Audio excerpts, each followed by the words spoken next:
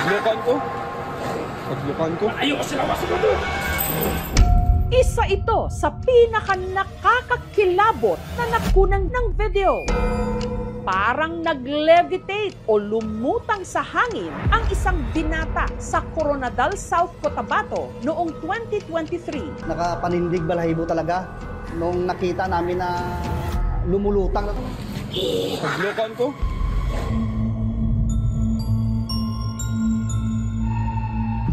Demonyo talaga ang nagsapi. Siya si Mateo na sinaniban di umano noon ng demonyo. Hindi naman first time na nangyari sa akin yun. Mahirap. Bakit nga ba ako yung pinipili nila para lamang saktan yung sarili ko? Naitampok na ito noon sa Gabi ng Lagim ng KMJS sa TV. Tumalima ang mga paring exorcist mula Charismatic Episcopal Church ng Hingoog City, Misamis Oriental na sina Father Rex Manlantao at Father Azul Lambatan. May God uproot and cast out from these objects all power of Ikas mihi nomen tuum.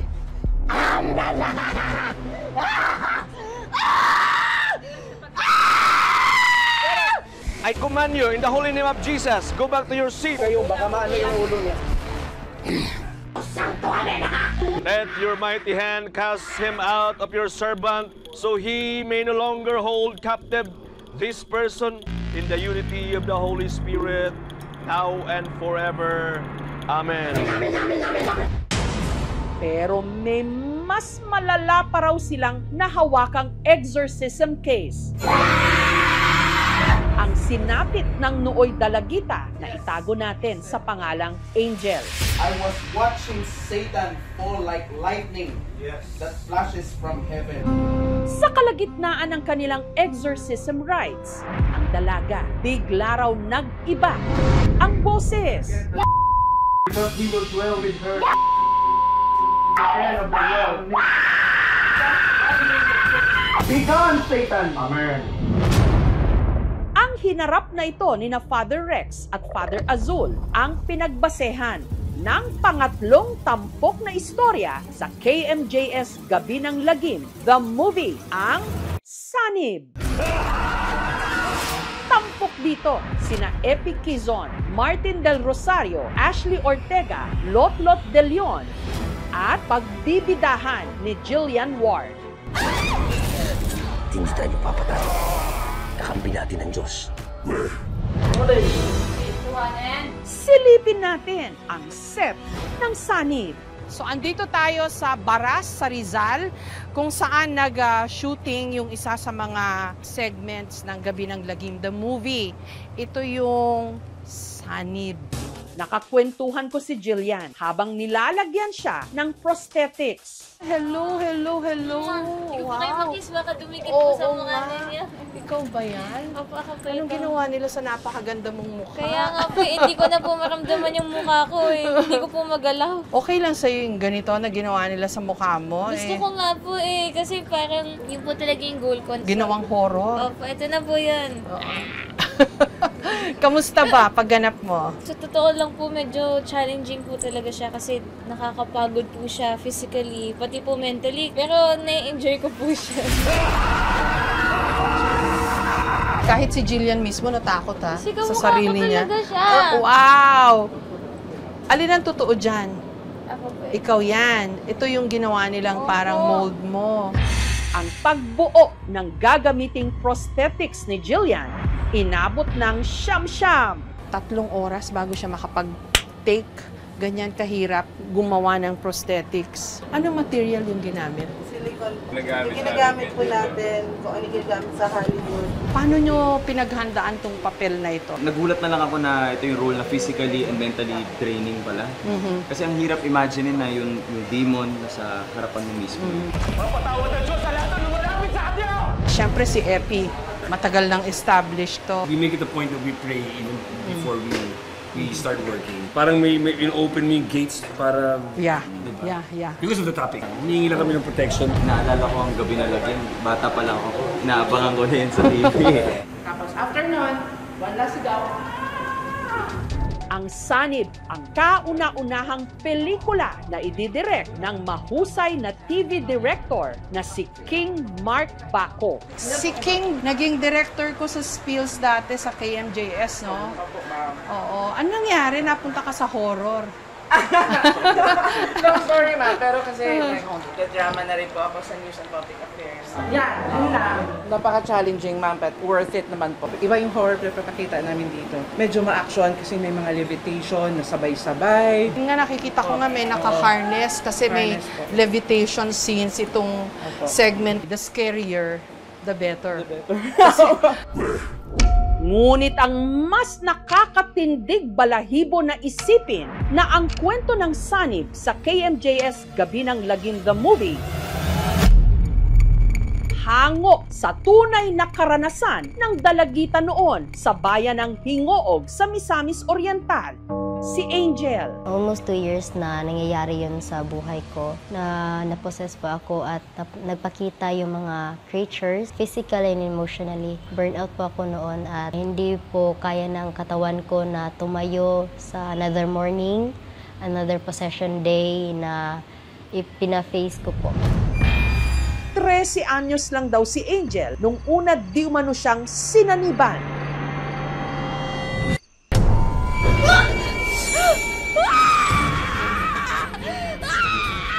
Pagpakog ang akong ulo, nagbunal-bunal ang akong ulo sa kilid.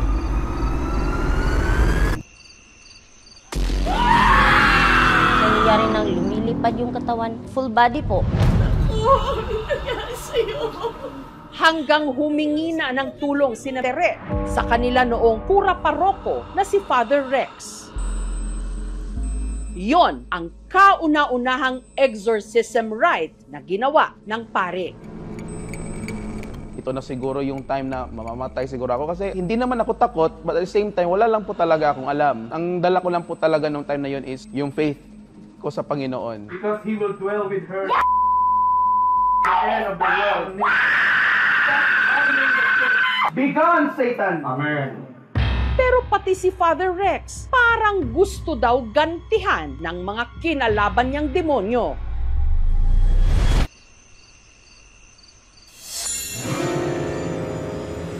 So nagising ako, sabi ko, sino kayang humatak sa akin? Yung tiningnan ko yung oras, 3:00 po ng madaling araw, the devil's hour. Ang inakala nilang payapa ng si Angel, ginambala raw ulit ng mga kampon ng kadiliman.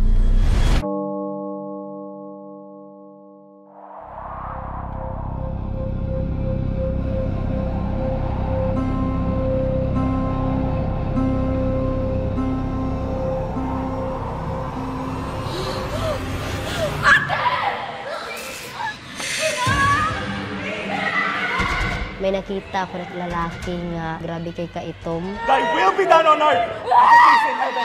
Give us this day our daily bread. Nagkaroon siya ng demonic seizure po yun. Iba yung sigaw, nakakapangilabot. In the name of Jesus, tell me your name. Ang sabi po, we are many. Pero yung prevailing spirit talaga na parang nagli-lead is something similar sa characteristic din ni Satan.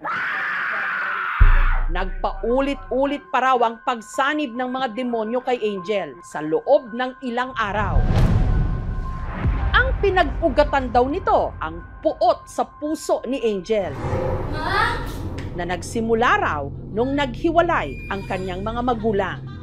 Napifeel ko yun na bakit unfair? Kasalanan ko ba bakit naghiwalay si mama at papa?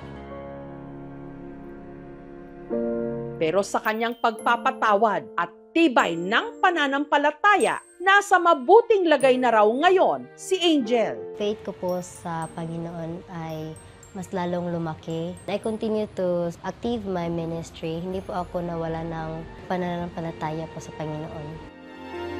Kung meron man siguro mga doubts sa buhay ko nung time na yon about God, itong case na to ang nagbigay ng daan na mawala yung mga doubts na yon.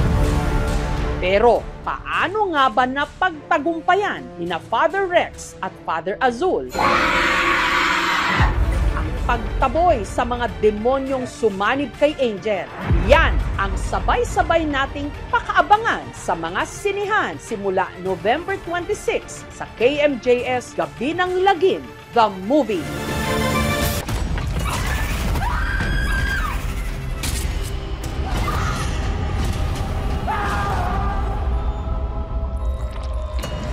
Alangga ko ikaw, Apo. Alangga ko man, Kaula. Huwag ka nagsiman. Maharap ko to eh. Para kay Lola din. Hindi ko na ho alam, hindi ko naiintindihan kung anong nangyari sa kanya. Makakasiguro kayong gagawin namin ng lahat para sa kanya. Wala ka ba talaga nakita, Abner? Wala ka narinig? May gumagala na berbalang dito sa atin.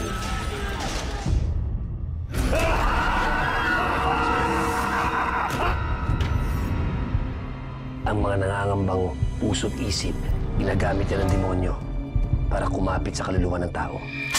Alam mo kung sino yung dapat mong ipagdasal na hindi mo makita? Si Pochong. Kumakain ng patay, may mata ng pusa, may pakpak ng pangke, lumalakas kapag kabilugan ng buwan. Mag-iingat ka sa masusunod mo sasabihin. You know about the Pochong? Please refrain from talking about Pochong. Do not attract its attention. Father Rex, yan po bang pinakamatinding sanib na naharap ninyo? Hindi ako titig hanggang hindi ako nakapaningin. Hindi tayo papatay. Kakampi natin ng Diyos. Huwag sumamangita sa akin! Ha? Masusunod ang kaluluwa mo, Silviar mo! Mapatawad ang Diyos sa lahat ng lumalapit sa kanya!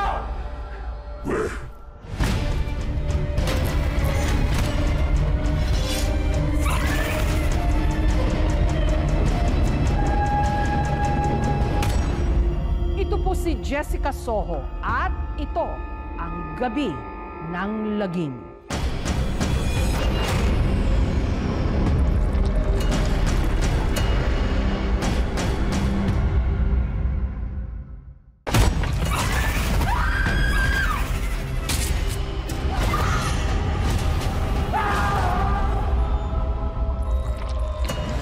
Alangga ko ikaw, Apo. Alangga ko man, Kaula. Huwag ka nagsiman. Maharap ko to eh. Para kay Lola din. Hindi ko na ho alam, hindi ko naiintindihan kung anong nangyari sa kanya. Makakasiguro kayong gagawin namin ng lahat para sa kanya. Wala ka ba talaga nakita, Abner? Wala ka narinig? May gumagala na berbalang dito sa atin.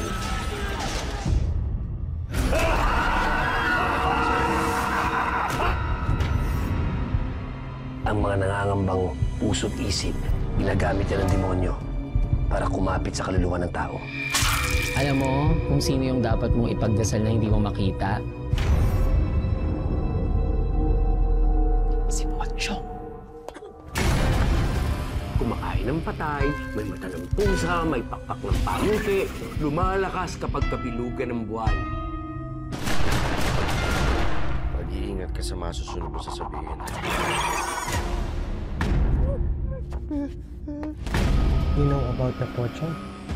Please refrain from talking about Pochong. Do not attract its attention. Father Rex, yan po bang pinakamatinding sanib na naharap ninyo? Hindi ako titig hanggang hindi ako nakapaningin. Hindi tayo papatay. Kakampi natin ng Diyos. Huwag sumamangita sa akin! Ha? Masusunod ang kaluluwa mo, Silviar mo! Mapatawad ang Diyos sa lahat ng lumalapit sa kanya!